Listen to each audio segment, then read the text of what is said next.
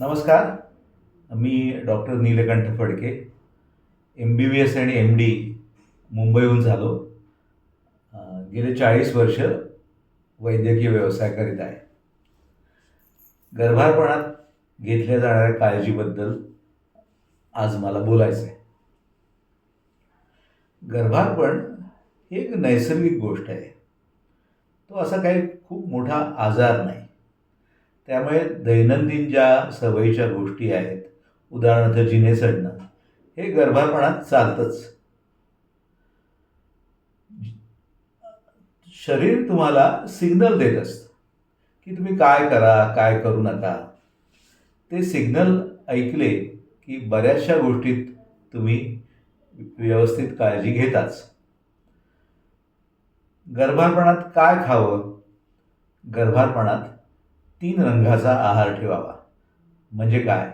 तर हिरव्या रंगाच्या गोष्टी, उदाहरणार्थ हिरव्या भाज्या, पालेभाज्या, भेंडी, लाल रंगाच्या गोष्टी, टोमॅटो, गाजर, मटण आणि पांढऱ्या गोष्टी जसा भात, या तिन्ही रंगाच्या गोष्टी तुमच्या आहारात यायला हव्यात.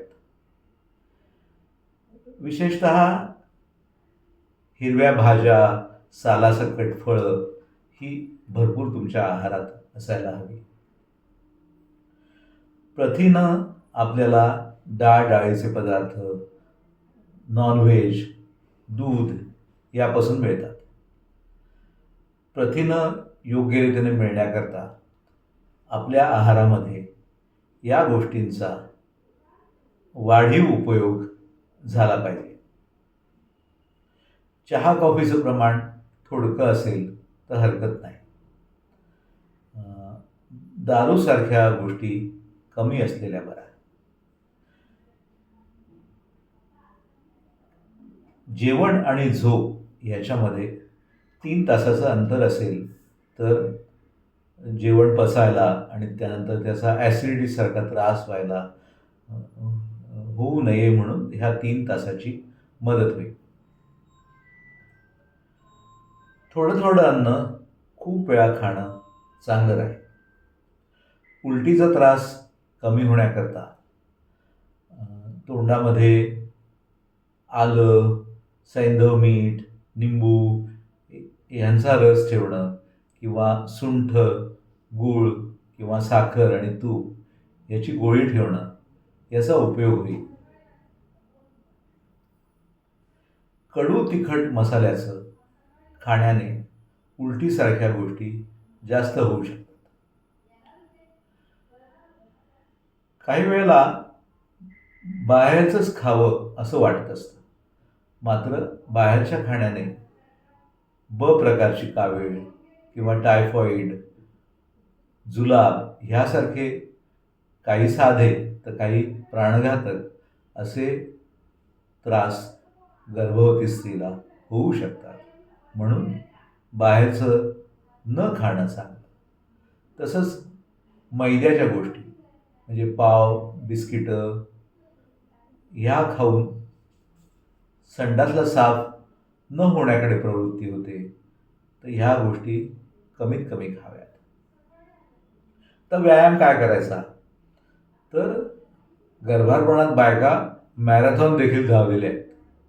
तुम्ही मॅरेथॉन धावू नका, पण जी तुमची दैनंदिन जो व्यवहार आहे, जो साधे योगासनांसारखे व्यायाम तुम्ही आनंदाने करू शकता ते जरूर करा. या मेडिवाईज ॲपमध्ये गर्भारपणातल्या व्यायामांच्या व्हिडिओची लिंक जोडलेली आहेच. व्यायामाचा उद्देश तुम्हाला बरं वाटावं असा आहे. म्हणजे व्यायामाच्या चित्रामध्ये तुम्ही तुमचं डोकं कमरेतनं एवढं वर उचला असं दाखवलं असेल आणि तुम्हाला उचलता येत नसेल तर तुम्ही उचलू नका. तुम्ही आनंदाने होईल असा व्यायाम करा. व्यायाम केल्यानंतर बरं वाटलं पाहिजे. जेवल्यानंतर लगेचच जास्त व्यायाम करू नका. जेवल्यानंतर शतपावली घालणं ठीक आहे, पण जास्त दमवणारा व्यायाम, चालण्यासारखा व्यायाम हा जेवल्यानंतर लगेच करायचा नाही आहे. प्रवास, खूप लांबचा प्रवास 7व्या महिन्यानंतर जास्त ठेवू नका. कारण कधी-कधी अचानकपणे कळा चालू होऊन प्रवासातच डिलिव्हरी होऊ शकते. प्रवास करण्यापूर्वी जरूर डॉक्टरांचा सल्ला घ्या. काही विमान कंपन्या गर्भार बायकांना प्रवासावरती निर्बंध आणतात. तर तुम्ही ज्या विमान कंपनीने प्रवास करायचा आहे त्यांना याबाबत कॉन्टॅक्ट करावा. स्त्री-पुरुष संबंध, शास्त्रामध्ये स्त्री-पुरुष संबंधाला बंदी नाही आहे. पण तुम्हाला त्रास होत असेल तर स्त्री-पुरुष संबंध ठेवू नका. कमरेच्या खाली छोटीशी चादरीची किंवा ओढणीची घडी घेऊन हा त्रास कमी करता येतो. गर्भारपणात साधं झोपणं देखील कधीकधी स्त्रीला कठीण जातं. हे झोपल्यानंतर तिला काही त्रास जास्त होतो. अशा वेळेला डोक्याखालची उशी खांद्यापर्यंत घेतली, कमरेखाली छोटीशी चादरीची घडी घेतली आणि गुडघ्याखाली एक उशी घेतली आणि टणक बिछाण्यावर झोपलं तर झोप जास्त आरामशीर लागू शकते.